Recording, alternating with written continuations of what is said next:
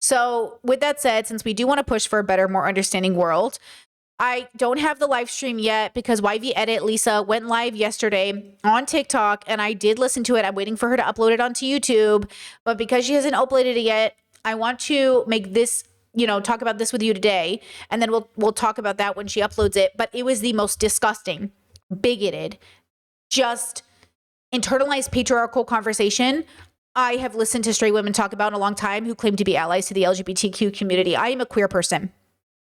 I have fought and existed in a space for so long where whether it was a straight woman or a man or whoever, I've had to fight for my existence. I've had to qualify that I'm not a threat to you or your children. I've had to listen to people my whole life in West Asian bubbles and Christian bubbles talk about how gay people are disgusting, how they carry AIDS and diseases, how they're all pedophiles, only for two women to get on a stream yesterday, the Sovereign Woman and YV Edit, and say the most disgusting, bigoted shit in the name of misandry. Okay?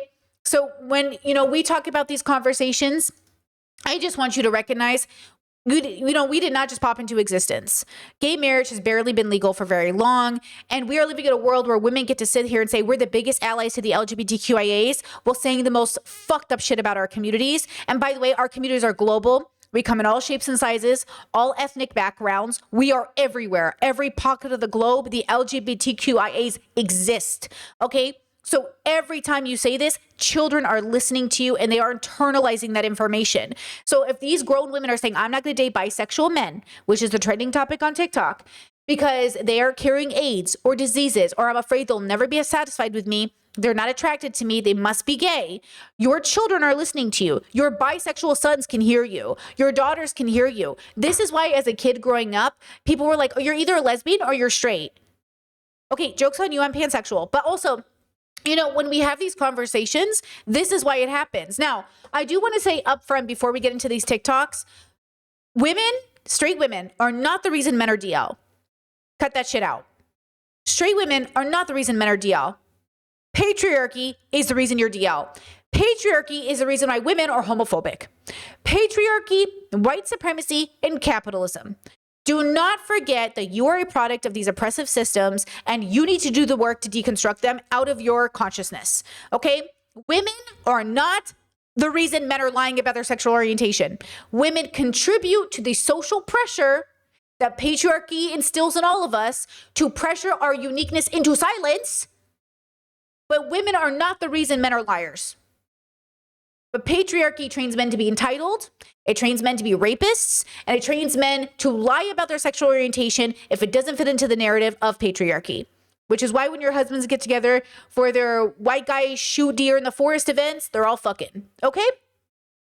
So again, when we have these conversations, we have to recognize words we're using will sound similar, but they mean different things, okay? That when you say something is real or doesn't exist, you are speaking for 8 billion people on the planet, and we have to take that into consideration. And then when we give someone social credit, like praise for this thing they did, we should question the praise we're given. Let's start here, because before we get to the bisexual conversation fully, I need you to recap with me some stuff we've talked about before and why the words you use can matter, but why they're also bubbled.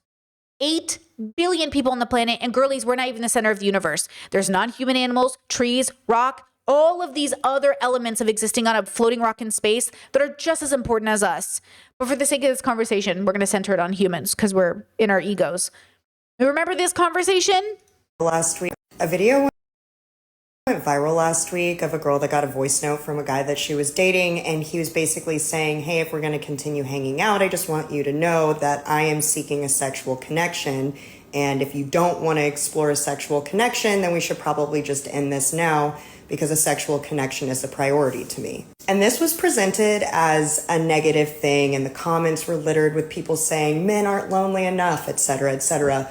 Okay, so she goes on to say that this is what consent is, right? That's not what consent is. And then Cat Black turned around and did research and found out, oh, it's a script. You sat here and thought this man was organically being consent focused, but we smelt his bullshit a mile away, and Cat Black went and found the receipts. To see if there's that romantic spark Just for my own personal sake, I need to continue dating someone without knowing if we're compatible in that. Okay, you hear this voice message? She's listening to a voice message from a different man with a different girl.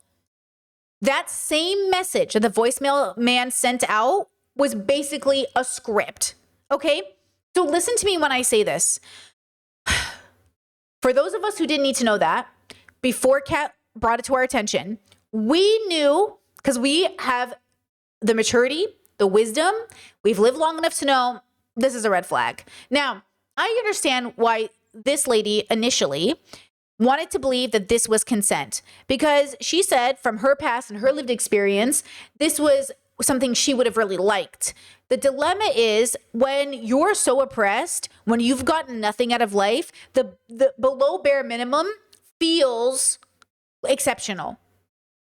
It feels exceptional, which is why women who have a like if they've been targeted by abusers or women whose self-esteem is really low, the first guy who's even slightly nice to her, she'll think, oh my God, I've never met a man this kind. And he could be like kicking her in the middle of the night. And she's like, but at least he doesn't XYZ.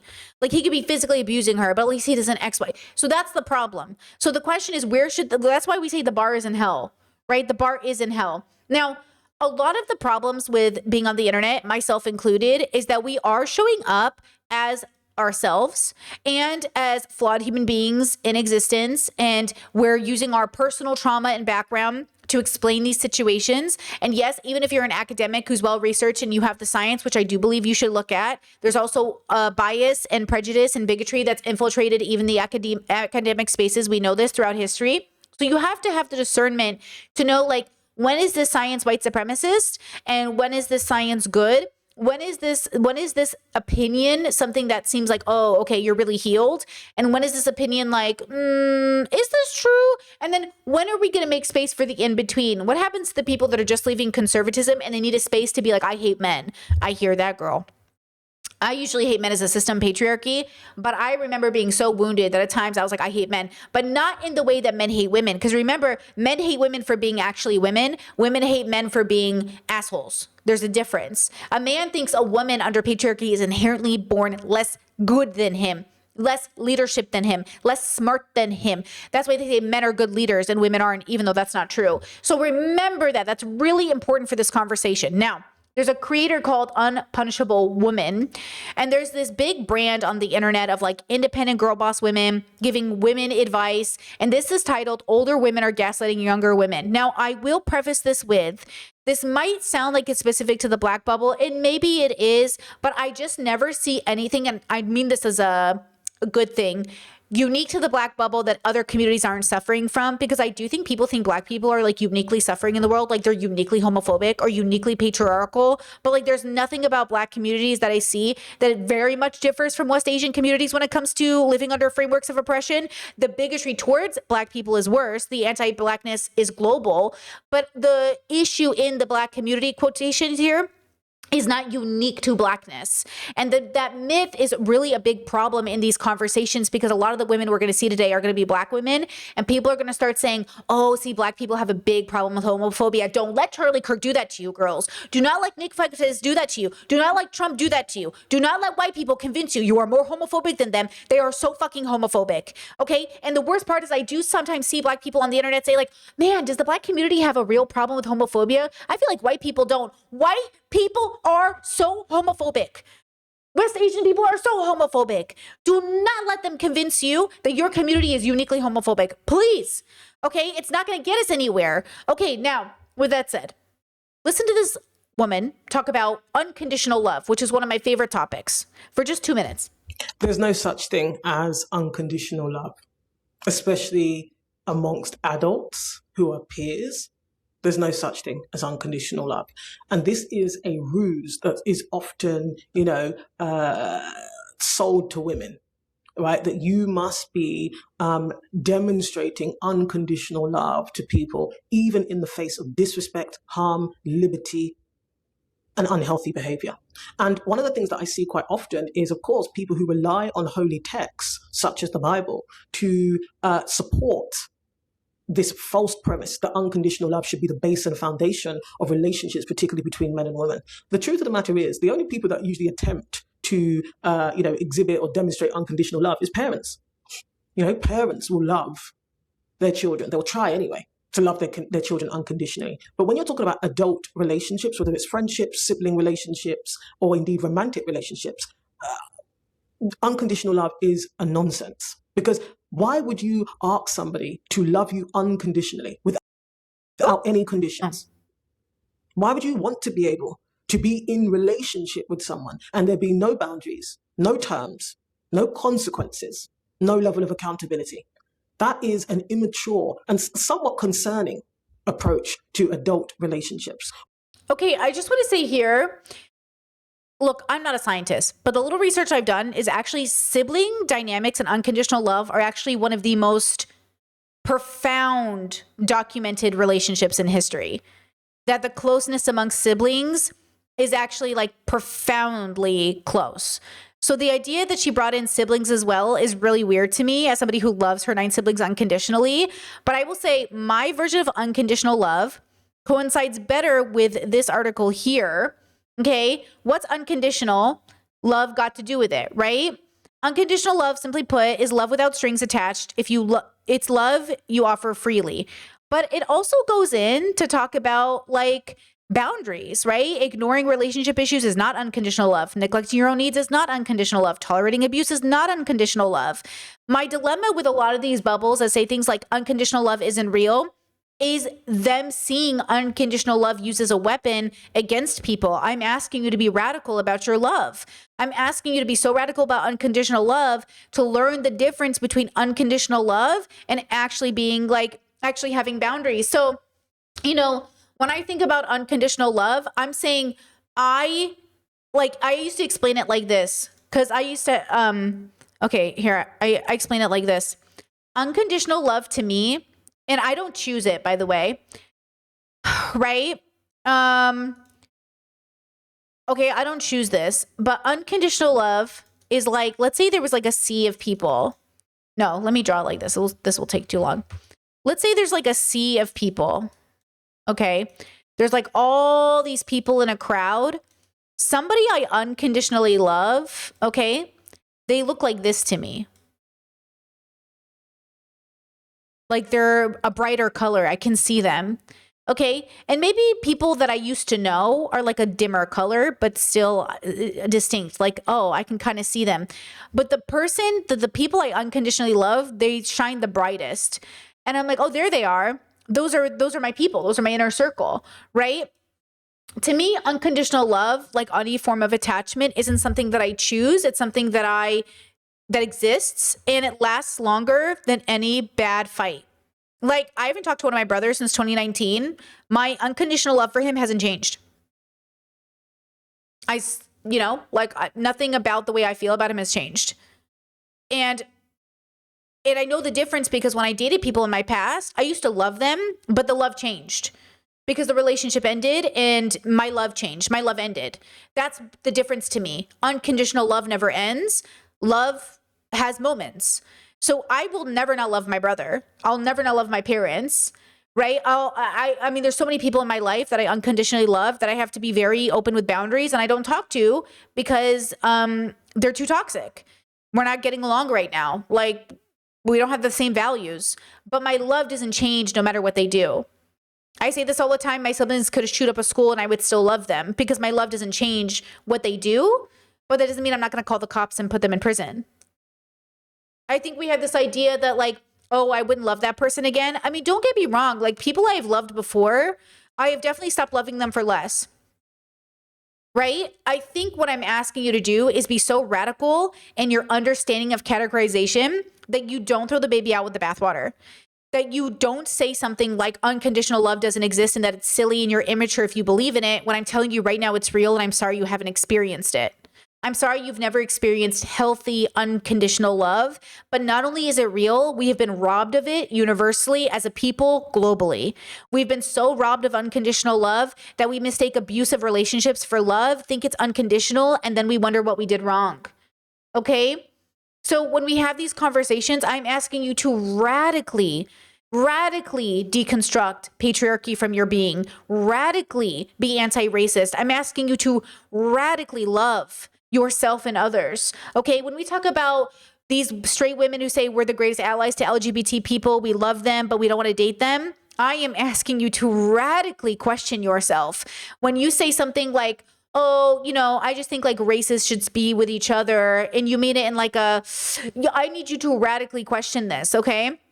That's what I'm saying. When I see women fighting with such a passion for other women, I still need you to question where that's coming from, because then I see TikToks like this. Okay, are you ready for this? Allowed to be scared of trans women. Women are allowed to be scared of trans women, and it doesn't make us horrible people. Seeing as nobody else has the guts to speak about this online because of the hate train, don't worry, I don't care about the little trans activists, so I'm going to get into it. Literally since the beginning of time, women have been abused, manipulated, and controlled by males. You do not get to dictate a girl who's went through a life of trauma and abuse that they now have to accept that you are a woman and you are allowed in their space. Sheesh! I'm sorry for the jump scare. Chat's like, wow, Brittany, thanks for the jump scare. I'm sorry about that. My bad. But, okay, that video is this video. That's about trans women. This one is about bi men. I keep playing this one over again because it's just such a good example of the double down.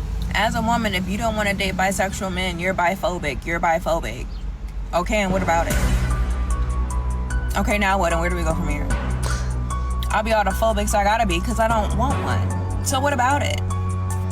You can't guilt trip me, use all the words I like to use on here to make me want a man that wants men. And what about it?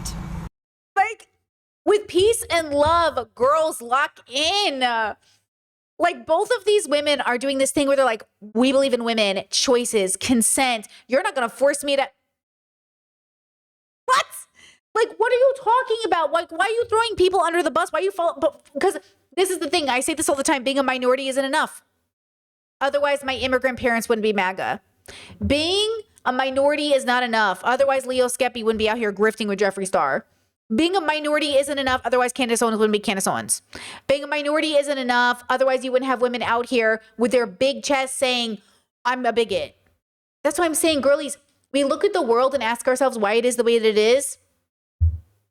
Because of all of us, we are all contributing to how the world is. We are all absolutely responsible, every single one of us. And I'm saying that's why we have to work to do better and recognize that we just got to do less bad. Okay? So for them to keep equating trans women to men, for them to keep equating bisexual men to men who like men, forgetting that the bi part exists, meaning both men and women, or both men, women, non-binary people. Okay? Mind you, nobody is saying you have to date these people. In the same way, I wouldn't tell a white person they have to date a black person, but also it's kind of weird that you want to date a black person. You remember Clavicular was like, oh yeah, I just think like races should stick together. I just feel like, yeah, it's better that way. Why? Not that I would want a black person to have to subject themselves to dating Clavicular, but why Clavicular? Why? Why wouldn't you date a black brown person? Why wouldn't you date someone of a different race? It's like, I need you to explore that. Why? Oh, it's just like, I just think it's better. I just think it's my preference. If I hear the word preference one more time. Okay. This is a gay man who was saying that the biphobia affects gay men. We watched this the other day on stream. This is a stitch, though. I just want you to watch the first couple minutes. Keeping men from coming out of the closet, but it's also perpetuated by women as well. Y'all also have a part to play in this, despite y'all having... So the point he makes that I want to be cautious of is he talks about something that's hard to explain, but when women uphold patriarchy, yes, they're culturally contributing to the amount of people that lie. I always tell my parents, you made your children perfect liars because you taught us exactly the things we should never say in front of you because you would be bigoted. Gay people lying out of survival is not their fault. That's your fault. But gay people keeping something from you, queer people keeping something from you, a man, period, straight, gay, whatever, keeping something from you is just a liar when he knows that you don't have informed consent. Informed consent has to be the foundation of everything we do, but you can't ask people to have informed consent in a world where if they consent, you kill them. You make them lose their jobs. Informed consent when it comes to sexual activity, okay, but like these women are claiming it's coercive in rape if a man is bisexual and he doesn't tell them because they're afraid of getting HIV. Again, again, you can be bisexual and a virgin. You can be bisexual and have never been with a man. You can be gay and not have anal sex. Like, do you guys know you can be gay and not have anal sex? I hope you know this. Do you know this? Because it sounds like some of you don't know this. Like, do you know you can be a man and never have sex your whole life? Do you know you could be a 40-year-old virgin and it'd be valid? Like, do you know you could, even if you're a virgin, I say get tested before sex. Do you know you guys should also be getting tested? Queer communities test much more frequently than straight communities. Okay? So we have our problems, but your problems are worse. So, okay? A marginalized identity doesn't negate you from being perpetuated as homophobia. That's not how that works. Therefore, if you perpetuate homophobic rhetoric that keeps men from feeling comfortable to come out the closet and be bisexual because they feel they will lose part of their dating pool, they're going to continue to be DL and continue to be in the closet. If they continue to be DL, there's less open and out bisexual men into the world. If there's less open and out bisexual men in the world, that means there is a smaller dating pool for also queer people and even gay people as well. So it in fact does harm everyone. And this is why this discourse was so disingenuous to me. I mean, of course, it's coming from men, so why would it be genuine in the first place? It's always going to have an underlying, I would say, motive. Yeah, because why would men ever be genuine towards women? But anyways, this is why this discourse was disingenuous to me. Because what he is saying is that because straight women, Mind you, that's a gay man. are not willing to be romantically involved, date. And gay men do have to deconstruct their misogyny, okay? But women have to deconstruct their internalized misogyny as well. Sleep, whatever, with bisexual men. Therefore, it's forcing men to be down low. Therefore, them being down low means they're not willing to come out the closet and be romantically involved and date gay men and other bisexual men. So it's dwindling their dating pool. Men's dating pool. Not ours, but theirs. So all in all, this conversation is about men and their wants and needs. Women are having to sacrifice, or women are having to do the work to make sure men are comfortable with their wants and needs. So if we're so willing to now start unpacking our homophobia, which I'm not even sure what their unpacking is. What is unpacking to y'all? To me to admit that I would choose to stay with heterosexual straight men and I'm homophobic for that? Okay, then I guess that's what it is. So what's the next thing? What is it? Because to me, you're unpacking because it's so aggressive and it's so like pushy. Your unpacking is for me to be okay with that. It's for us women who choose to stay heterosexual because we're not part of the queer community. Mind you, it's okay for the queer community to love, date, do whoever with who they want. But God forbid, a straight woman decides to date a straight man. God forbid that's her preference. But Okay, so we're going to talk about this in two layers. The first is this comment says, why aren't they asking hetero men why they don't date bisexual men? Because heterosexual men are interested in women and bisexual men are interested in more than one gender. Two, I think there's one part of this discourse no one's talking about, so I'll bring it up now. I am in a queer relationship. Even the one straight man that I dated was gender nonconforming. And he was pretty liberal. So he's very open-minded. He had issues, but for the time, he was very open-minded. Everybody else I've dated has been women, non-binary people, or bisexual men.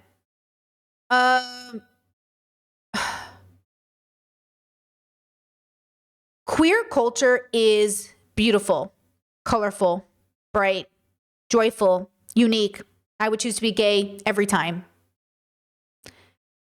It is true that if she wants a heterosexual dynamic with heterosexual expectations, she wouldn't want to date a queer person who would want a queer relationship. Bisexual men aren't always queer. You can be gay and not queer. You can be bisexual and not queer. You can be trans and not queer. I would prefer you were all queer because I think philosophically queer would be important. But she is missing the point that she could be with a bisexual man who exists in a very normie, heterosexual way. A lot of people don't even know they're bi till they're 40. A lot of people don't even know they're gay till they're 50. A lot of people don't even know they're lesbians until they're 90. You know what I mean? We live in a world where we're not free to be anything we are, so we don't even know. And what's worse is we're expected to know young. Like, they'll say, isn't the conversation that you can't change your orientation? Well, the question is not that you can't change your orientation, but on the Kinsey scale, some of you are lesbians and some of you are gay and most of us are bi. I'm telling you right now, the world is probably mostly bisexual, pansexual, queer. But because of patriarchy, We don't know the differences, and we don't know how much more we have to unpack. And what's painful is to see women double down so hard on patriarchal talking points, religious talking points, but not even be religious. Like, they're not even bringing up religion. A lot of these women are just talking about that they don't know bisexual men are into women. Right? Chet says, you've never dated a conservative, not to pry. I thought during your pro-life era, when you talked about another stream, you would have sure dated a conservative. Nope. The only time I dated a conservative was like a 15-year-old boy I held hands with when I was homeschooling, and neither of us could vote. We were 15. I've never dated a conservative. I told you guys, I left the conservative bubble very fucking early. Like, I know people think I left it late, but I didn't have sex till I was 22. I didn't even have my first adult relationship until I was 21. Like, not really. I mean, I held hands in high school and stuff. Right? So like when I think about my life growing up, like, and by the way, like I was already pro-trans, pro-gay. I wasn't conservative the way Charlie Kirk was conservative. I was a log cabin Republican. I was like openly pro-gay, openly. This is what I'm saying.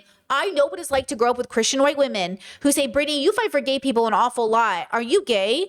It's like they corner you. You know how many old women cornered me? Middle-aged women cornered me as a young person, as an 18-year-old, 19-year-old, and said like, are you gay? And I'm like, whoa, that's a very personal question. Why are you out here asking me if I'm gay? And they're like, you just fight very openly for gay people. And only a gay person would fight this openly for gay people. I'm like, wow. Now, I understand that some of these women do feel like they are with men who say they're bisexual, but they end up with men, therefore they're gay. Again, sexuality, okay? Sexuality is a journey. Some people, for the era in their life they're in, are gay, straight, lesbian, whatever. This is what I'm saying. We can't even get down to the real fun stuff because you guys don't even know what bisexual is. Okay? So there's just like this struggle. There's like this big struggle. And by the way, when I say it was a loud cabin Republican, it's not literal. Sorry. I don't mean to be autistic. I don't even know what that means. I mean, I know what it means, but I don't know what it means. Like, chat's like, what does that mean? It's just something people say. Like, if you're gay and a Republican, you're a log cabin Republican. But I actually think there is a deeper meaning to it, but I actually don't know what it is because, girl, I did not care. That's what I'm saying. The way I talk about myself, I don't know how to downplay or appropriately contextualize my life, but I've never done anything 100%. Because I'm always like, all of this is bullshit. Like, I don't know how to tell you. Look at me. I say I'm BDSM. I haven't been to a dungeon in 8 years, girl. You know what I mean? Like, it's all spiritual for me. It's all in my heart. You know, it's all spiritual. It's like, none of this stuff is real. It's just stuff you do to solidify your relationship with stuff. Like, that's what I'm saying. Like, bisexual, pansexual, call me whatever you want, girl. I'm going to fuck, love, build a life with whoever I am.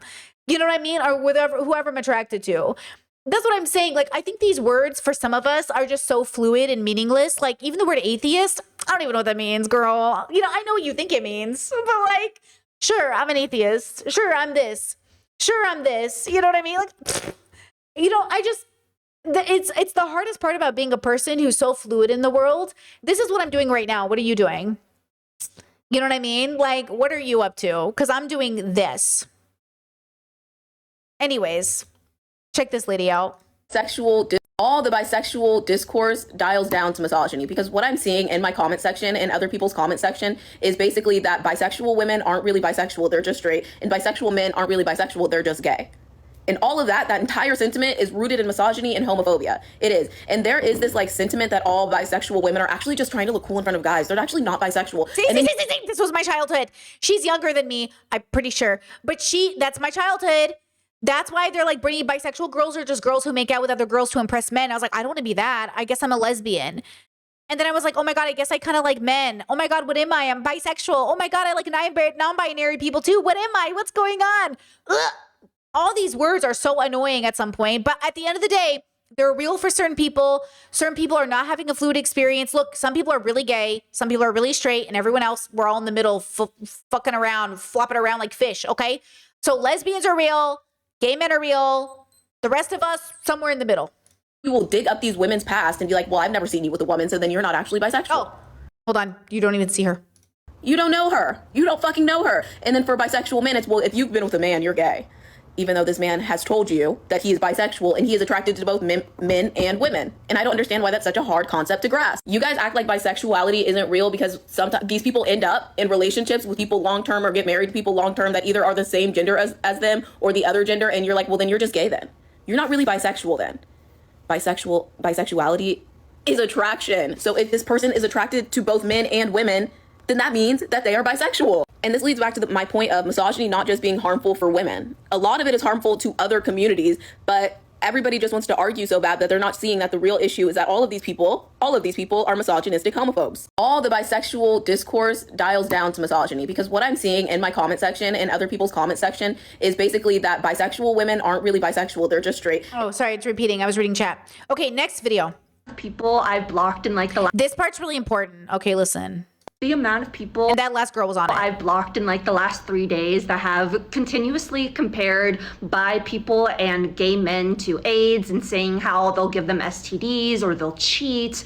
And also saying like proudly, like, this is why I don't support gay people. This is why I don't care about homophobia and stuff like that. Under a video where I said, systemically, straight women uphold the patriarchy and also are homophobic because, you know, we are all born under a homophobic society is actually really crazy. And also my point wasn't even about the bisexual men dating discourse. Like, I was inspired by it, but it was not about that. I did make a different video about it, but that video that like everyone was commenting like very gross homophobic shit under was not even about that actually. The same comment sections that were like, it's biphobic not to date a bi man. And then people would be like, oh my gosh, and now they're saying it's transphobic not to date a trans person. And I'm like, and these are women. Like, okay, I expect this shit from conservative women. I do not expect this shit from people who say they're allies to the queer community. I'm sorry, do you not know what an ally is? But then this is why I tell you, I knew a liberal household, a friend of mine. His mother was one of those moms who was like, oh my God, I support trans people and gay people. And then she was like, but not my kids. Like, my kids can't be trans. And it's like, oh, I support all like unique lifestyles and relationships, but not for my kids. And that's what I'm saying. What are we doing here? You're half an ally. You're like the white people that love touching black people's hair, but you're not like in a KKK hood. You're like the Christians who are like, I think gay people should be in our communities, but like, I don't support gay marriage. I support civil unions. You're like the people that are like, oh, I think women should, work in the workforce, but naturally women make better mothers. That's what you sound like. You sound like you have 1 foot out and 1 foot in. You sound like and I'm just like, I need both feet in. Like, I need both feet in. Otherwise, like, I accept it and I see where you are and I hear you, but also not good enough. I need both feet in. Kind of overwhelming. I'm glad it's not really like affecting me emotionally, but it is kind of draining to see so many straight people that like hate gay people so much. And like, I know it exists, but the irony too is a lot of these women, God knows, are probably not even straight. That's the irony. You know how many older women have said, Brittany, we've all had crushes on our girlfriends. And I said, And they're like, you ever hear that? You ever hear an older boomer tell you, we've all been attracted to our girlfriends? I'm like, a lot of these women, you know what I'm saying? Okay, you don't even know how many of these women are fighting for their life right now. In these comments in 10 years are going to be full-blown lesbians, I'm telling you. Just getting so many comments about it, and I have to block it. And, I have to keep on monitoring it. I try to block it as soon as I see it. And they were liking comments from lesbians who were like, they told me I was transphobic because I wouldn't date a trans woman. And they're like, saying the most transphobic shit in the comments. That's what I'm saying. Like, just because you're gay doesn't mean you're queer. Like, just because you're a lesbian doesn't mean, you know what I mean? Because hold on. Boop, boop, beep, boop. Don't want other gay people to see that because that's fucking disgusting.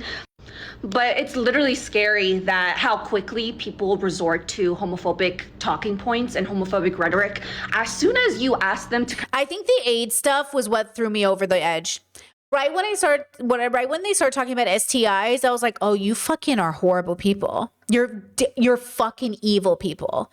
How dare you bring up AIDS and HIV when you know how drastically our community was blamed for something that was not our fucking fault?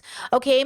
How dare you talk about this in a crisis where Trump is defunding AIDS and HIV research to countries that we've been helping traditionally? Do you really think it's gay people alone who are going to be impacted by this? Like, when they see these news stories that happened 22 hours ago, do you think this is a story about gay people? Well, the 26th Annual International AIDS Conference is underway in Rio this week, and the collapse of American and international funding for HIV/AIDS is on the minds of many. A new report details the impact of cuts to the program known as PEPFAR, which has been credited with saving over 26 million lives since it was established in 2003. Like, just to be clear, do you listen to that news story and say, oh, that's a gay person problem? Or do you understand that we are saving women's lives? We are saving men's lives. We're saving your children's lives. Like, do you understand that HIV, anyone can get HIV? Anyone can get AIDS. Anyone can get STIs. Anyone can get, what are we doing? And I think a lot of these women do think because these men are lying and cheating that they're only getting it from other men. Listen, they're getting it from some men, but you know who else they're getting it from? Other women. They're getting it from heterosexual relationships. That's, you know what I'm saying? Like, what are we talking about? So when we have this conversation, like, we need to very calmly talk about the science, the cultural expectations, how patriarchy keeps us from getting tested. I mean, girls, they're literally not letting your kids get a sex education in schools. You know what I mean? So your kids aren't getting sex education in school. You know, I've met so many adults in my life who think it's crazy that I ask for testing. And I'm like, you're crazy if you think we're going to have sex without testing. In 2026? In 2024? In 2016?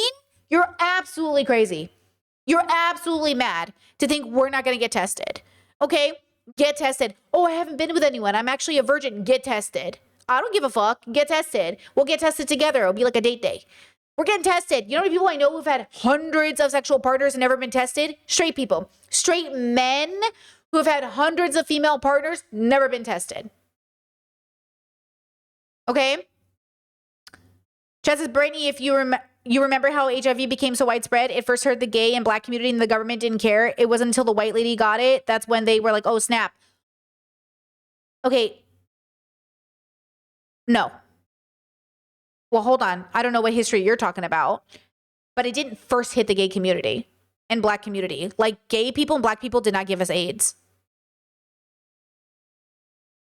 You know what I mean? Like, that's not the way that I would think about AIDS history. HIV, STIs, so many of these illnesses, they are not from communities of people. They're from practices of sexual behavior, often relating to other things that happened way before. When you associate them with communities, that is where the stigma comes from. That's why people think HIV and AIDS is a gay thing or like a black thing. Do you know what I'm saying? Like, it's not that it doesn't have to do with our communities. It disproportionately impacted our communities because funding was taken away and we weren't helped, but it didn't.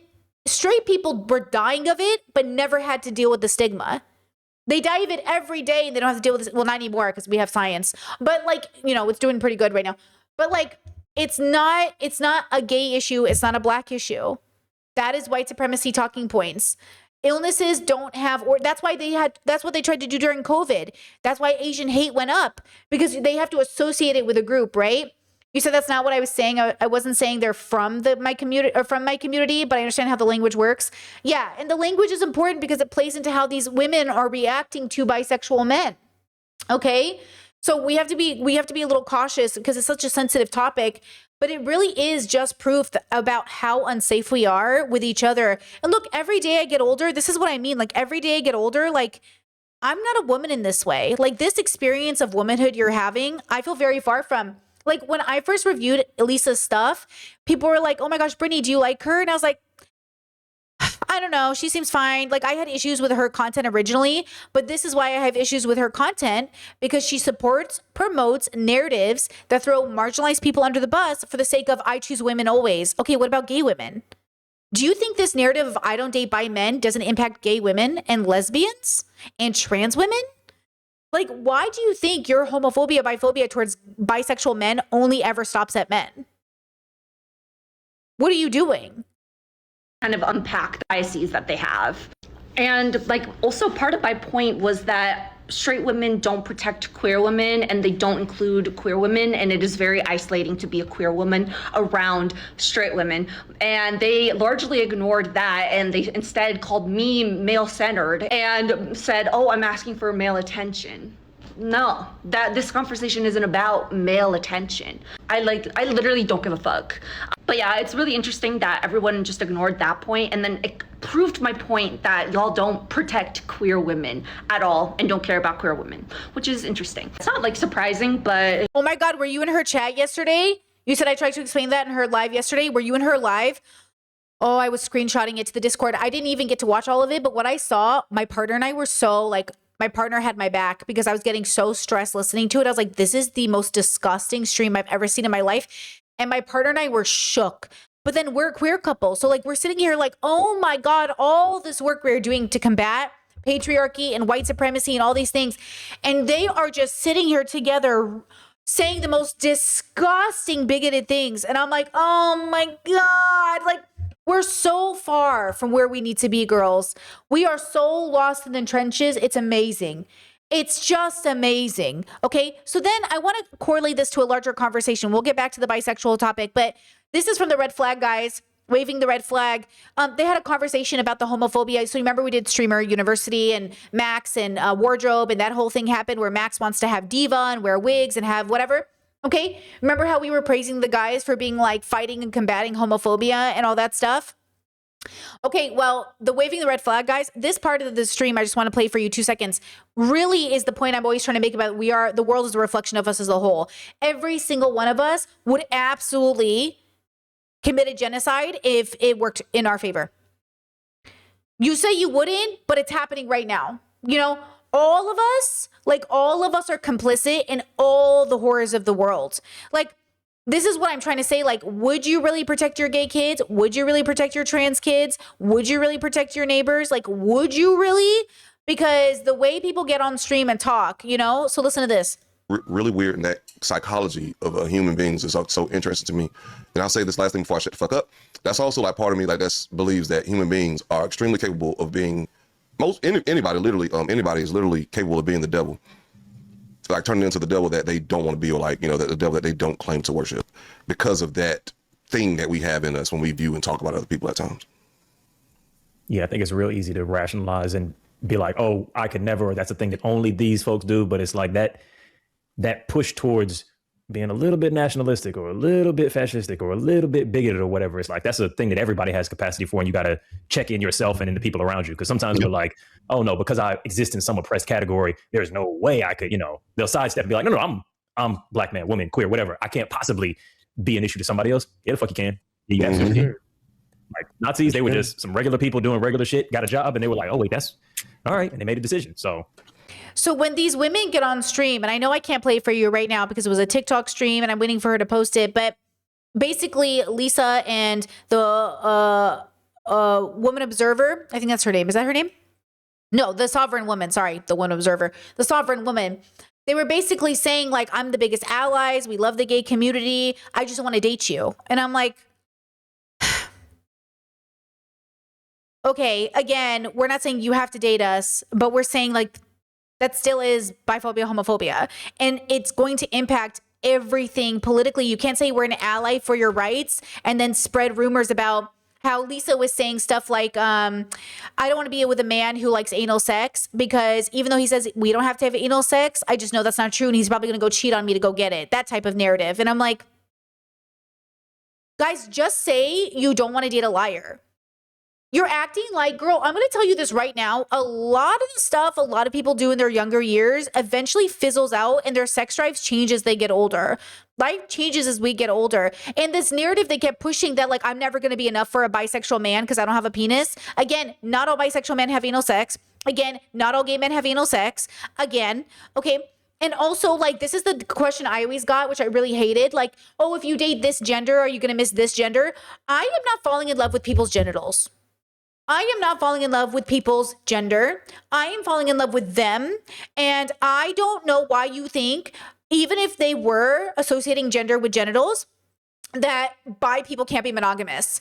Cause like, again, the amount of layers of biphobia that has to go into this narrative for it to work in your head. So first it's the promiscuity statement. Now they're saying, no, it's just because they're men. They're saying, no, it's not because they're bi men. It's because they're a man. Okay. So bioessentialism. So you're a bioessentialist. No, they're socialized as men.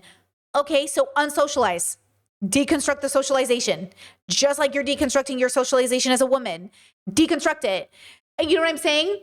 They're acting like every single man on this planet isn't going through a gender deconstruction journey or like can't do that. That's the problem. What? Okay. I think his name is Rashim. Shaheem? Rashim. Hold on. Let me see if his name, I haven't learned his name yet. See, they don't, what? Guys, you need to put your name. How am I going to learn your name if you don't say it every single video? This is why my name is in my video, so people know my name, you know? And even then, girl, okay, I don't know if his name is Shaheem. Either way, he's gay. I love his takes. He said, this person said, anyways, dating isn't a civil rights issue. Oh, ho, ho, ho, ho, ho, ho, ho, ho. Dating isn't a civil rights issue? You mean people fighting to get interracial marriage legalized isn't a rights issue? You mean us fighting for gay marriage wasn't a rights issue? How dare you exist in the world and be an adult and not know dating is absolutely a civil rights issue? Hello? It was atrocious, but that's his comment. He's about to school him. It kind of proves my point that y'all are not as smart as y'all think y'all are. First off, let's define what a civil right issue is. Civil rights are enforceable guarantees of equal social opportunity, personal liberty, and equal protection under the law. They ensure all individuals are free from discrimination based on personal characteristics like race, gender, religion, or disability. The reason I said, yeah, dating is actually a civil rights issue is because there are literal cases in the Supreme Court that fought for the ability for people to date how they want. Being gay was not always legal in this country. It was actually Chat's confirming Shaheem based on the name. Okay, Shaheem. Criminalized. Women couldn't even divorce their husbands at some point. Exactly. Like, what are we talking about here? Love in Virginia is a thing for a reason. There's a reason why the Supreme Court had to rule that gay marriage is... Like, being bisexual doesn't make you a liar, but being a liar makes you a liar. Being a man doesn't make you a liar either. But I do think patriarchy trains us to be a liar regardless of gender because we're fucking raised to be fake ass bitches. And that's why we got to be less fake. But also, authenticity deserves to also be shared with wisdom and discernment. So we need to deconstruct fakeness and also deconstruct authenticity and what it looks like. Show up to your community with kindness, love, and transparency. And also recognize that your community isn't always the safest village. And this is the problem with everybody pretending like they're safe for everybody else. These women proved to me last night that they are so unsafe for the queer community. They are not allowed to come to our events. They cannot go to Pride. They cannot show up at the club. You are banned. You are banned from every gay event because of the way you acted on the stream last night. Like, this is what I'm saying. This is why people, you can't come. This is why you can't hang out with us. Because this was such a disgusting display of like entitlement from these women. I will show up at the feminist rally with you. I will be with you to fight for whatever rights, insert here. But you cannot, how dare you come to our events, reap the benefit of our community, talk about how you're the biggest ally, you love to party with us. Oh, you love to party with us, but we're so disgusting you won't touch us?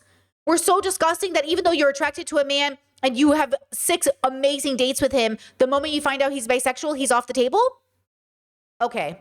Legal, and it's the law of the land. For how long, girl? I don't know. I can't promise you that. My point in this is like, yes, these things are actual civil issues. They are the ability for people to exist freely.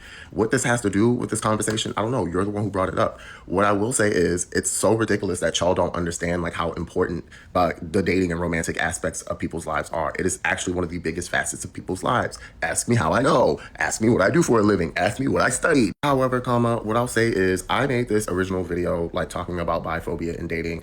Yes, chat says you want to party, but you don't want to fight. Exactly. Because I'm trying to police people and how they engage with people on an interpersonal level. I literally started by saying, date whoever you want, but I'm explaining why these beliefs and practices are rooted in the biphobia that was asked about in the original video from Brittany. I can say it in the kindest way possible. I can break it down in the nicest way possible. I can tell y'all can date whoever y'all want, that this is not a reflection of you as a person. Your behavior and your choices may be rooted in this thing, but but that doesn't have to reflect on you as a person. Nobody's policing y'all, telling y'all what to do, and y'all will still come to the conclusion that everybody else is the problem because you don't feel comfortable addressing and analyzing introspecting about what's going on internally and why you're making the choices you're making. Y'all are afraid of yourselves. Y'all are afraid to touch your shadows. Y'all are afraid to examine why you make the choices you do. Y'all are afraid to examine your roles in society, what is influencing you, your choices, your behaviors, and that's not my problem.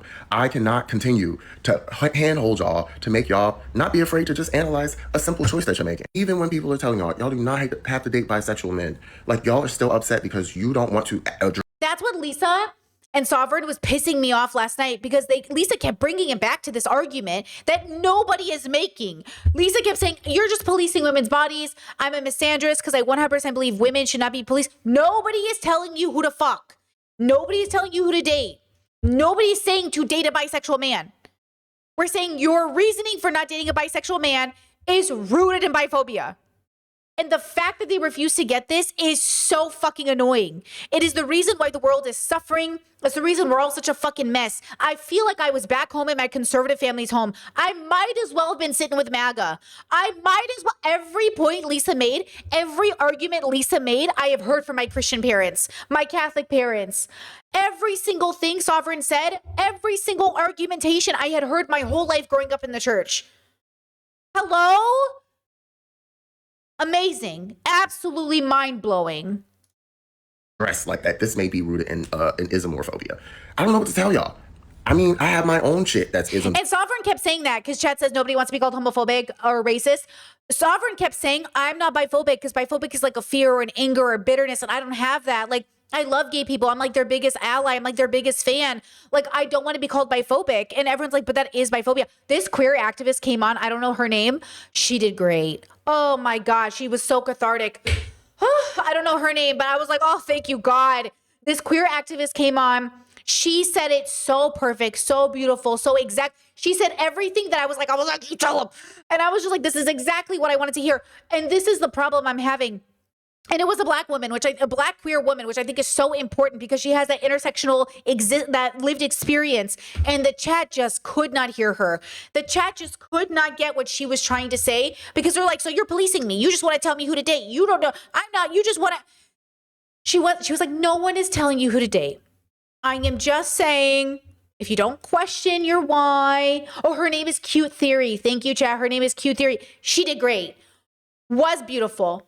Fantastic. I didn't get to hear everything, but what I heard, fabulous. Okay? And it was the fact that they couldn't even hear her. And again, this is why I say you don't have free will.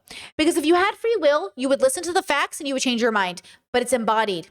So Lisa and Sovereign, they're having a very logical, but it's not click. It's not an embodied understanding of actually being an ally. It's not an embodied understanding. It's not a radical embodiment of actually being pro-LGBTQIA. It's oh yeah, they're cool over there. Oh, they're cool for a weekend party. They're cool. It's not an embodied, because think about what kind of parents they're going to be. If either of these people become parents, think about the parents they're going to be. Think about the aunties they're going to be with their nieces and nephews, hear them talk. What if the children in your life heard this conversation? What are they supposed to take from this conversation as children? That I'm dirty, disgusting, that I'm diseased because I'm bisexual? Phobias that influence my decisions every day. Do I think that makes me a bad person? No, it just means it's something that I need to probably analyze and work through. That doesn't mean I have to change any of my behaviors. I should at least be willing to accept and acknowledge where those behaviors are coming from. Why are y'all so afraid to do that? Not my monkey, not my circus. I don't really give a fuck. But all I'm going to say is I can only imagine how y'all interact with the world outside of the internet, because clearly y'all are just not very pleasant to talk to and not very analytical of like yourselves. That doesn't make for like a really good person to be around. And I hope that one day that all y'all can go and get the therapy y'all need, or like find a community you need that can probably tell you like, hey, just because you're doing something, it doesn't, like a behavior doesn't really mean that you're a bad person.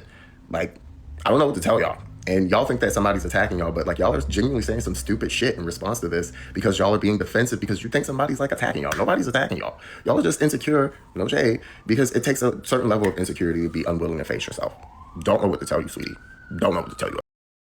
And again, I understand that from a perspective where you're fighting patriarchy, you're inundated with these messages from men, you're red pill, you hear Myron talk, Andrew Tate, you hear all these fucking stupid loser men, and you just think like, Jesus Christ, you have all these lived experiences with shitty men. You just think to yourself like, I don't want to deal with men, even bisexual men, any gay men, anything. But that's why I say, like, women are so trapped by the patriarchy. They've internalized it so deeply. They think it's their idea. And I'm saying, is this your idea or is this trained into you by patriarchy? It takes so much to deconstruct. It takes so much to do the work. And I do think sometimes when you're busy making your whole brand, your whole focus, like fighting patriarchy without the intersectionality aspect, I do think you end up falling into sort of like this gender war trap of like bioessentialist argumentation. So I would definitely like just proceed with caution, right? Now, this plays a role in a recent Nick Fuentes interview that happened where Nick Fuentes is like a quarter Mexican, okay? His dad's half Mexican. The other part, he's like Irish or some shit. And then his mom is like something white. So like he's a quarter Mexican, but his last name is Fuentes. And he shares this story, and just listen to this. What? You think I pass as a white Anglo-Christian? Well, I not only think you pass, I think you identify as it. Yeah. Let's go. Yeah. No. When I was in Model UN, I was entering high school as a freshman. They looked at my name on the roster without knowing me. And they told me this after the fact, the leadership of the club. They said, oh, we thought you were just some Mexican kid, so we gave you a bad committee assignment. Wow. But see, I heard that and I laughed. I said, that's funny. You know, whereas a lot of people would say, oh, that's traumatic. I'm a victim of racism. You know, I think that's, you know, it's just a human thing. Yeah. I always felt like growing up as like a white kid in America. What if you went, wait, what if you were and identified as being Mexican and they came to you and they didn't tell you that's the reason that they gave you all the bad committee assignments? That would be unfair. Yeah. It's interesting. I'm just saying. That's the whole point, isn't it? And so you may find it funny because you pass as a white Anglo-Christian. Do you think I pass? What? You think I pass as a white Anglo-Christian? Well, I not only think you pass, I think you identify as it. Yeah. I didn't watch this interview because Channel 5 can suck it, but, and this is disgusting. Biden, what's his name? Hunter Biden. All of them can suck it. But listen, this is, and we know this with Clavicular. We know it with Andrew Tate. We know it with Fuentes. We know it with all of these boys on the internet who are deeply fighting their demons and not getting the help for it, that they're not doing the work. I just hate to see women do the same thing. Not because I think women are on a pedestal and they're like better than men. It's just that statistical probability of when you're marginalized and you're doing the work, you technically have a better possibility of being like less. Like these women are aware of patriarchy. They're fighting against it. Okay, love that. They're not like trad-wifing their way through existence. And at the same time, you cannot be patriarchy at its own game. Just like you can't be capitalism at its own game. Okay, you can't. You can't like beat these systems at their own game. You can't white supremacists like beat it at its own game. And that's what these men are doing. And we see it in them. We see it so clearly. I don't know how these women don't see it in themselves. Okay. And that's what I'm saying about these girls. Like, it's so sad to see girls that you're just like, come on, you're so close. And then they just double down on the teaching and the framework they've been given. And it's like, they're so in survival mode. They really are just so desperately in survival mode. You know what I mean? Chess said, why is he still being platformed? Because he gets those views. You know, these fucking capitalists only care about their views, bro. You know? Chess says, Brittany, can I ask, because I do agree, just because you do a good thing, that doesn't make you a bad person. What would a fair categorization of your being a bad person? What would be a fair categorization of your being a bad person? Wait, because I do agree, just because you do a good thing, that doesn't make you a bad person. Do you mean if you do a bad thing, that doesn't make you a bad person? Or if you do a good thing, it doesn't make you a good person?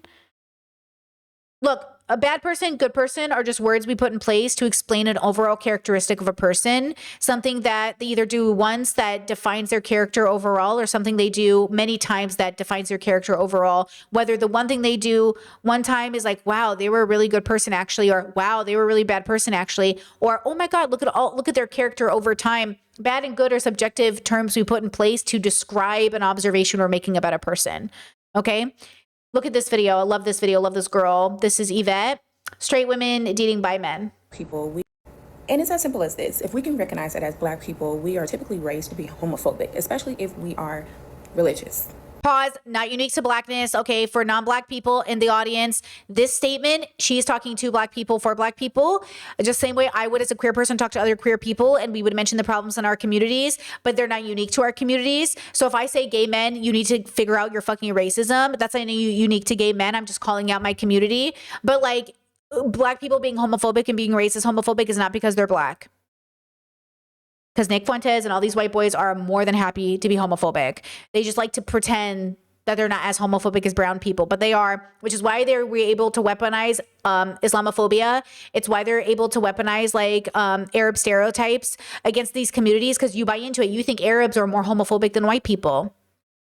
Am I white enough for you? I'm telling you right now, West Asians are just as racist and just as homophobic as everybody else. Okay, so. Right? Across the diaspora, right? We are raised to be homophobic. It wouldn't be a far-fetched to understand that the homophobia has seeped into why you wouldn't consider a bi man someone that you would date, right?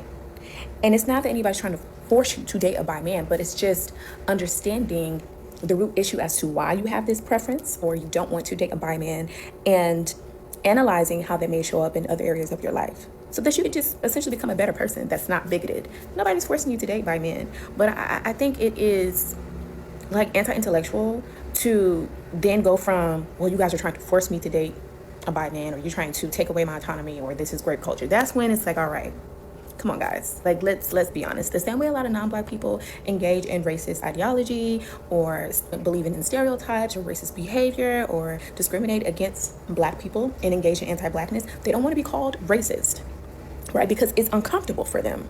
But they do have that ideology. We are all raised in a white supremacist society. We all have to unpack anti-blackness. So why would you not think that you, as a cis heterosexual woman, would have to unpack your homophobia or your biphobia, right? We have to name these things so that we can grow from them, whether or not you ever date a bisexual man or not, okay? But y'all. Because again, children can hear you. Children can hear you. What if they were teachers? What if these were teachers and these were their students listening to them? Like, are we a village or are we not a village? Are we a community or we're not a community? Is this not a collective effort or is it not a collective effort? Kids can hear you. Y'all are trying to run away from the plot while running right into it. Because saying that somebody's trying to force you to do something, no. And I don't know if there are comments of people doing that, but I don't think that's the case. It's just, let's recognize where this comes from and let's see how we can grow from this ideology so that it does not show up in other areas of our life. We can be better people. That's it. That's all. And I think this is just so important. Okay, she makes a secondary video that I want you to watch in a second. But this is just so interesting. This is so important because it is that simple, but it's really hard to get. So this is why I say, girlies, you need to give yourself more credit for all the work that you do, because we forget how hard it is for other people. Like, look at us looking at all these women, all these smart, talented people, all these more than capable people come to the stupidest fucking conclusions. And they're so hard-headed that everyone's like, hello, here are analogous situations. And they're just like, nope. And you're like, the world really is the way that it is. And we don't have as much free will as we did, because like, what is holding us back? Our traumas, our stories, our feelings. We're feeling beings, all of us, every single one of us on the planet. If it doesn't feel right, we're not going to like it. And so we have to change the way we feel about things, not as a way to trick ourselves into allowing abuse or bad things to happen, but instead to change our whole perspective on how we feel about existence itself, being brought into the world, like, you know, existing on a planet that's shared. And so it's really, really hard to be introspective, extrospective. It's really fucking exhausting, right? So it is just sad. Like, I don't want any of these women. And I think this is why everyone's been so fucking annoyed and disappointed, because so many people have said, man, I had to block so many people that I thought were allies, so many people that I thought were mutual, so many people that I thought I respected. I think that's what's so for me so frustrating about Lisa and Sovereign is just like, hey, or Sovereign, like, hey, you know, like, can we please?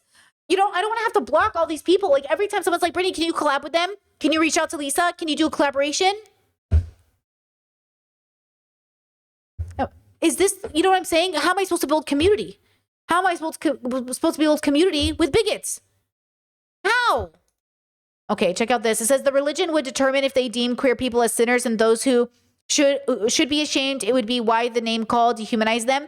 Okay, that's what's so interesting about this whole discourse. Why aren't people very religious? Why are all the people coming out with this rhetoric not even religious? What is that? Chat says, can someone link me to the conversation? It's not up. It was a live TikTok. You either saw it live or you didn't. I'm waiting for Lisa to upload it to her YouTube channel. You were either there or you weren't. So you're either chronically online like I am or you missed it. So that's the other thing is like, Lisa better post that video. She better post it so we can critique it. But it was live on TikTok and it won't let me find it anywhere else. So I'm waiting for her to post it. Okay, look at this. Because as a person who, this comment is so interesting because as a person who was raised religious, yes, religion would determine why people would not date a bisexual person because their religion would deem homosexuality a sin, right? And they would deem a bisexual man, even though he is attracted to women, that him being with a man would deem him as a sinner, and their homophobia would obviously determine whether or not they would date him. So that is true. Ooh, Chet says someone once told me that everyone is religious, not everyone believes.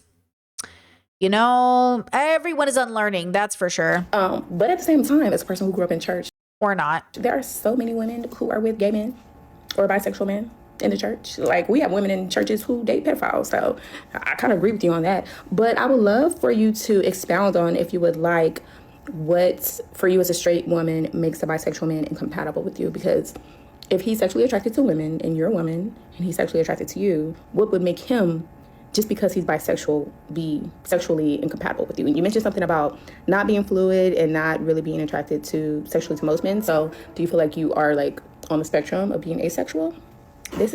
First of all, I don't know what this woman does for a living, but that was beautiful. Like, she's so like, so tell me about that. Like, you know, are you like on the spectrum? Like, how's that going? Asexual? Like, she's just like very, but I would like to know the answer to that too, you know?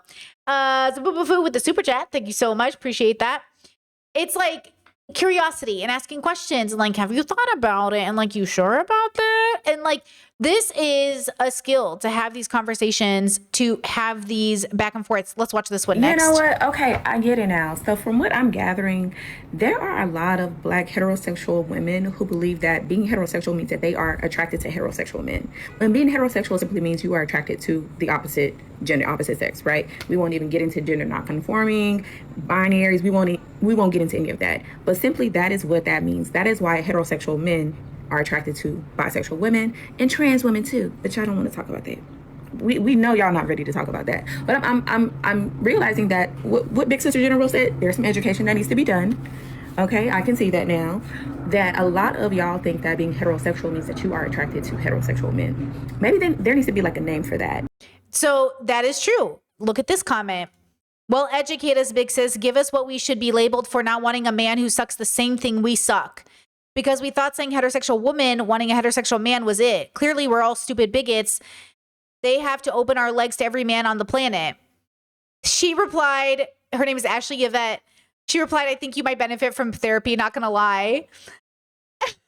Oh, damn. But that is the narrative I kept seeing in Lisa's chat. It was driving me crazy. The narrative in Lisa's chat was exactly this. And Lisa was saying it herself. And I was like, what are you saying? Maybe I'm not privy to that information. I will do my research and come back. But being heterosexual means that you, as a woman, are attracted to men, which would include bisexual men, right? Who are attracted to you, whatever. Pansexual, whatever. But a lot of Black women simply believe that just means that they are attracted to heterosexual men. Now, like I said, the way that it's not just Black women. Okay, growing up in a Syrian households, if you were like bisexual, they'd be happy if you ended up with a woman because that would prove you weren't gay. But if you ask them, like, would you be with a man who's with another man? They'd be like, oh, no, like he's like gone too far. Like they would also mirror the same sentiment. Was raised, especially up in the church, you know, there are certain ideas that we have around sexuality. And I just keep saying that for my non-Black audience. I understand she's speaking to Black people, but just for my non-Black audience, I got to repeat it. That are limiting.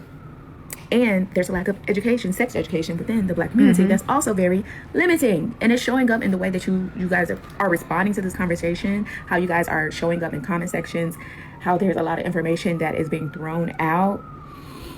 That's just taking some time to grasp, okay? Okay, but I get it now. Y'all have a different meaning for heterosexual. That's actually not the meaning that it is. Yeah, so, okay. Exactly. I think the dilemma too is I think the women have expressed that they're scared that men will leave them. And this is why I say with lesbians. If you don't date bi women because you're afraid they're going to leave you for men, biphobic. That's your fear speaking. That's fucked up of you. If you're a lesbian who's like, I want to vibe with lesbians that are like me, like I want to a stud for stud relationship or a D for D relationship or a lesbian relationship, fine. Valid. There's a culture there that I'm not privy to as a pansexual person. Vibes. You have fun, girls. Okay. As a black person, if you want to date another black person specifically because you want that specific like cultural vibe or whatever, vibes. If you're Syrian, you want to date another Syrian person, vibes. But if you are living your life saying, I'm going to recognize that I'm falling in love with a person that doesn't fit my narrative, recognize that I'm attracted to this person that isn't fitting my narrative. I recognize we have shared values, but it isn't fitting my narrative. I'm going to reject it because some internalized, some fear, some bigotry. What are you doing? That was the conversation that people were having with this. You're on a date with a guy. You're really vibing with him. You're attracted to him. Your values are the same. He happens to mention he's bisexual and the girls are like, I don't want him. Why? Because he's bi? If you're a lesbian, you're on a date with a girl and you are vibing and everything is fantastic. And then she goes, oh yeah, I'm bisexual. And you're like, oh, I don't date bisexuals. Why? Why? What does that mean? What does that mean? It's like, well, at that point, why not? Now, again, no means no, complete sentence. You never have to explain your no. But in a space where we're doing philosophy, in a space where we're doing politics, in a space where we're supposed to be better, in a space where you're advocating to fight against patriarchy, I'm going to assume if you expect these men to ask themselves why, you would also be asking yourselves why. Why do you have a higher standard for the bigots you are combating than you do for yourself? This is what I'm saying. People get to a very specific level, Hassan Piker, where they feel like, oh, I did all the work. I don't have to keep going. You always have to keep going. Out of all the people who should be keep going, it's the ones who say they're on the right side of history. No, I don't expect bigots to keep going. I expect them to double down and get stagnant. But the fact that you are saying that they, you know what I'm saying? Like, I have the standard for myself higher than anybody. Realistic, but higher. Because I'm claiming to be educated. I'm claiming to know better. I'm claiming all these things. You know what I mean? Okay, next video. This reminds me of this scene from The Devil Wears Prada, where these women are, I'm the biggest ally for gay people. I love them, but I don't want to date them. And they go, this woman earlier who said, let's go back to her really fast, just for the vibes. This one. All can have preference for anything queer community. Mind you, it's okay for the queer community to love, date, do whoever with who they want. But God forbid, a straight woman decides to date a straight man. God forbid that's her preference. But y'all can have preference for anything you want to do, mind you. Okay. Mind you, all in all, this whole unpacking and being willing and being open-minded and admitting you're homophobic or saying, yeah, I guess I'll date a bisexual man. You know what's crazy about it is that's just like the first step, right? What they truly deep down, I feel like it is, they want us to be able to be willing to be in open relationships, because a lot of these DL men and these bisexual men, they don't want to romantically be involved with a man. They want to get married and have kids with another woman because that's a patriarchy. That's what they want. They will sleep with and deal with like homosexual and bisexual men, but they're going to always choose a woman in the end. But since they're going to choose a woman in the end, it lessens their dating pool. So what they want is for us to be okay with them to also be with them, be with the men that we are dating or we're. Listen, I don't know who you're all dealing with, respectfully, but you are obviously in a bubble that the queer community isn't dealing with necessarily. And this is what I'm saying about being queer and being in different bubbles. Like, for a lot of us, we're like, who are you talking about? She obviously has a lived experience. I do think 8 billion people on the planet, I'm sure she's going through something. If I was in the bubble she was in, I would think, how do I liberate my bubble? I don't know what bubble it is, but she must be in a bubble where she's seeing that happen, because she must be reinforced somewhere. And I'm saying, this is how I've always felt my whole life. Hey, I'm trying to offer you something that's completely liberatory. Do you want to be liberated? And they're like, no. And they hit the cupcake out of my hand. I'm like, okay, but like, I figured it out. Do you want to be liberated? And they're like, no. And I'm like, okay, but like, you can seriously not feel guilty over masturbating. And they're like, no. And I'm like, okay, but you can feel good in your body and you don't have to get skinny. No. And I'm like, okay, well, if you want, you can. And they're just like, no. And I'm like, okay, if you don't eat the cupcake, you don't have to eat the cupcake, but you're stupid for not eating the cupcake. Because Jesus Christ, okay, why are you sitting here in this spiral of hell and calling it a good life? It couldn't be me, girl. Couldn't be me. Now, this is what they sound like, though. These women, Lisa, and all these women who are like, I'm fighting the patriarchy. You know, I'm not a bigot. I'm not biphobic. You know what I mean? I'm not this. This is what they sound like to me. Still. learning about this stuff and This stuff? That's what they sound like.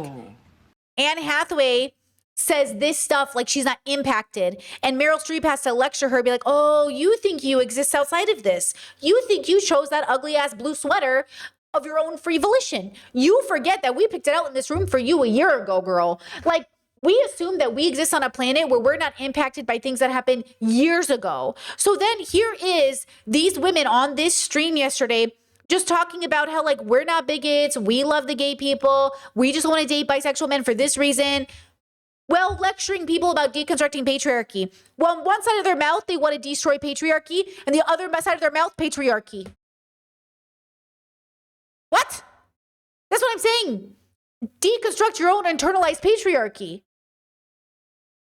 Women uphold patriarchal standards, one of them of which is femme men are gross, gay men hold disease, and gay people are okay as long as they're far away from us. As long as it's something that is done in secret. You're so afraid of these DL men. What do you think put DL men in what do you think made DL men? If not patriarchy. Shame. Fuck all of you who said I was wrong about shame. This is what you get out of shame. Good job, everybody. Good job for shaming the world for being who they are. Good job at shaming queer kids. Good fucking job. I have told you time and time again, shame doesn't work. This is what shame gets us.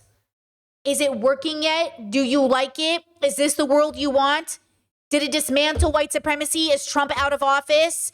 Are your kids liberated? No. Now, I found this person on TikTok during this journey. This is a they, them, fat sapphic bro. Love it. Very interesting. For the I'm not a man for the 4th millionth time. Listen to this. Men cannot have PCOS, point blank, period. Well, first of all, I'm not a man for the 4 millionth time.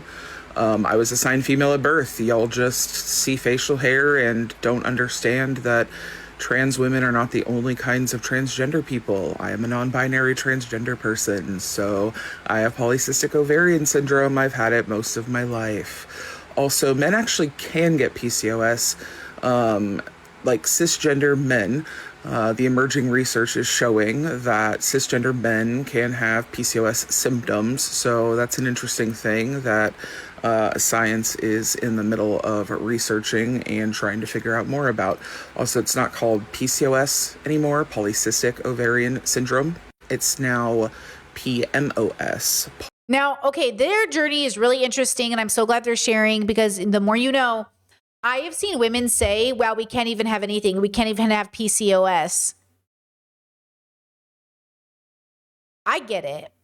I do. You know, sometimes I see a type of TikTok and I feel like a woman. And then other days I read shit like that and I'm like, never mind. Okay? Like sometimes I'm like, wow, you guys just, you really, you know what I'm saying? Listen, as a girly who bleeds multiple times a month sometimes, like I am right now, I understand that you feel like this experience is unique to my assigned female at birthness, but truly, the worst parts of this experience are the cramps, which happens to trans women on estrogen, the feeling of fatigue, which happens to trans people. The bleeding is definitely an issue, but it's not unique to the bleeding. It first started with the cramps. Like when we have conversations about our experiences, you have to remember, like, my period isn't what makes me a woman, if I even am one, really. And then how do you account for that too? Like, when are you going to account for the reality that, like, we don't show up the same way all the time? When are we going to start getting there? Probably not for a long time. Okay. Now, let me show you this. Hold on. First, let me show you this. I got to mute it because it's copyrighted. It says, maybe I am too woke, and it shows a male bathroom going one way and then everybody else going the other. This is the part of I understand fighting patriarchy in a very binary sense that people forget exists. I saw this in Croatia the other day. I was at the mall and I noticed that, yeah, like the children's bathroom was uniquely separate. And I noticed that the changing room was separate. And then I noticed a male bathroom and a girl bathroom, or a male woman bathroom. And I thought to myself, oh, that's interesting. I've never seen a kid bathroom before. Guys, this Croatian stop had a kid bathroom. the stalls were small and the sinks were small and they had privacy doors. And I'm like, oh my God, it's a kid bathroom. It's not a boy bathroom or a girl bathroom. It's a separate kid bathroom. And I was like, oh, that's kind of cool. And then they had a separate family bathroom for changing tables. And I was like, oh, interesting. So it was the kind of kid bathroom where the adults could obviously see like, not into the stalls, but the kids washing their hands, but it also had a privacy curtain. It was kind of cool. And I was like, oh, that's interesting. It was like really tiny so the kids could all fit. Because gosh knows these toilets are too big for our kids. But I don't think you're too woke of a friend to notice that often changing rooms, when I was a nanny, there was no changing room in the man's bathroom. And I would get so frustrated for the fathers with their kids. And then if there was no changing rooms even in the girls' bathroom, I had to go change the babies outside on the grass or something. So, you know, we're living in a world where it is definitely layered, where there's so much to this. And even more than that, we're living in a world where sometimes I do see a TikTok and I think, oh yeah, I'm a girl. I'm a woman warrior, right? Look at this. First of all, hold on. It's censored. Look, it's literally censored. It's like, oh, we can't show this. Oh my God. This is so bad. We can't show it. You cannot reason with a tiger when your head is in its mouth.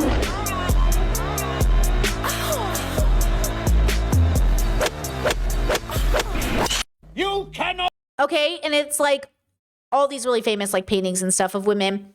And Judith cutting off the head and all that stuff, right? It's so funny that this is censored. But also, it is one of those feelings that like, ooh, it's so powerful and great. Mostly, I mean, all white women, right? But then it's like, it's interesting, like the conversation, the feelings around it, the way like it can make you feel like, oh yeah, I am a woman. I love being a woman. But then the reality is like, what is it really even about? It's about the feeling of helplessness. It's about the way we're depicted in history. It's about the fact that we can feel strong in our situation of oppression. It feels like we can do something. We can fight back. We have a say in our life. We're so all looking for a say in our life. These women, Lisa and Sovereign, I know that what they want is a say in their life. I know ultimately all this biphobia, homophobia, and everything else, all of it gets down to the root of what we're missing in all of us, which is the knowledge that we know we were born free and we give ourselves golden handcuffs and we call it freedom. Like, I know that we want to feel safe and secure. We want housing and food and education for our kids. I know we're all dreaming of going back to a world that never existed, a world where we all got to grow up safe and our kids never had to struggle. But we don't live in that world and we never have. We've always lived in a world that was full of hate and destruction and bigotry. And it's going to take a lot of work for us to get out of that. It's going to take so much work for us to do better. And it comes down to how we raise our children and how we as adults deconstruct our beliefs around socialized gender expectations. Okay, so check out this TikTok. Old and sick and are in the hospital. So listen, if you have daughters and you get old and sick and are in the hospital, guess what? They're going to be there and they're going to take care of you. Speaking from experience, taking care of a lot of old people, it's always the daughters who are at the bedside. Now, not that the sons are never involved, don't get me wrong, but anecdotally, the daughters are generally always there and always taking notes and always the ones on top of things. I think one of the most effective things that patriarchy has done is to convince women that caretaking, compassion is instinct, something innate in us, not taught. And I think that's a dangerous belief to hand down because it lets everyone off the hook for teaching boys the same things. In my house, caretaking isn't a mom thing. It's not a girly skill. It's scheduling, pickups, drop off, making meals, emotional check-ins, acts of kindness for each other, taking an interest even when you're not interested. And my husband and I share those rules. My boys watch that. They live it. I'm not naive enough to believe that I will break centuries of patriarchal conditioning through what I'm doing in my house. The outside world and all of its influences still exist. But I know this: softness, nurturing, showing up for people, those are learned skills, not gender traits. Girls are not born knowing how to sit with someone in pain. They're trained for it. Ask any eldest daughter. Often it's from a young age through the toys, books, games, characters marketed toward little girls. They are taught, put to work in the kitchen and in the home, praised for it, expected to do it. So boys can be trained for it too. But to me, being there for someone you love is a life skill. Just like friendship, it's a learned skill. And if I love my sons correctly, accept them authentically, give them space to grow, allow them to explore their range of humanity, they may want to be there for me. I guess time will tell. And mind you, this doctor is not wrong. I believe everything he's saying. I'm just telling you that if we do things differently with our boys, maybe we'll have a different outcome of men. Whether you're raising boys or not, what do you think about this? Let me know. Yeah, I think ultimately, I don't believe in bioessentialism. I don't think men are just naturally this way. I think all of us are naturally the way that we are, and we can have a deeper relationship with that biological experience. And I do think, look, the experience you're having is yours. Like I say, life is like these tiny moments, and a moment can last a lifetime. My hope is that we use introspection, extrospection tools to have deeper relationships with ourselves, that we listen to each other and we trust that our communities have our back. If marginalized people who are typically on your side are telling you, hey, I love you, but this is bigoted, I would hope that you would listen. And I would hope that we would use this as an opportunity to grow as a community, because ultimately, like, we are anti-fascist, we are anti-patriarchy, we want to dismantle white supremacy and capitalism. So why the fuck aren't we listening to each other? And it's because at the end of the day, you have shit you have to work on. We all do. You know, so I just want to say that ultimately, if you are new to my work or this is your first time watching me, I do not think your gender dictates your future or your actions. Society will move you in a direction, though. You can be a person who rocks that wave, who decides to say, maybe I'll try it different, or you can be a person that complies. I don't shame you for either, because my job is not to shame you.